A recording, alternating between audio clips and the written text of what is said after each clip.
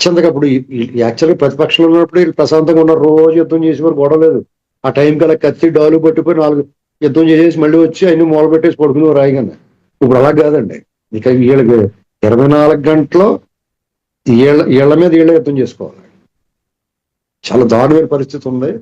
పైగా ఎప్పటికప్పుడు ఎవడేం చేస్తున్నాడో, ఎవడేం పుకార్లు ముట్టెత్తున్నాడో, పైగా ఇదంతా కూటమి కుంపటే. అందులో సడన్ గా ఎవడో చూపేస్తాడో తెలియదు, టపటపటపమని పేలుతూ ఉంటాయి. ఇలాంటి సమస్యలతో సతమతం అయిపోతున్నారు వాళ్ళు. ఈ లోపల కార్యకర్తలు, ప్రజలు వీళ్ళ డిమాండ్ ఎవరికి తోచింది వాళ్ళు ఆలోచించుకుంటారు, ఎవరికి తోచింది వాళ్ళు మాట్లాడుతూ ఉంటారు.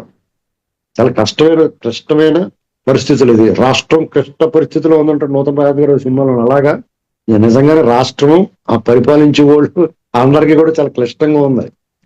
చాలా సుఖంగా, సౌకర్యవంతంగా, చాలా హ్యాపీగా పరిపాలించుకున్నాడు జగన్మోహన్ రెడ్డి. అధికారాన్ని చక్కగా అనుభవించాడు. ఇవాళ ఓడిపోయి ఇంటికి పోయినా కానీ అతనికి ఏం పోద్దండి.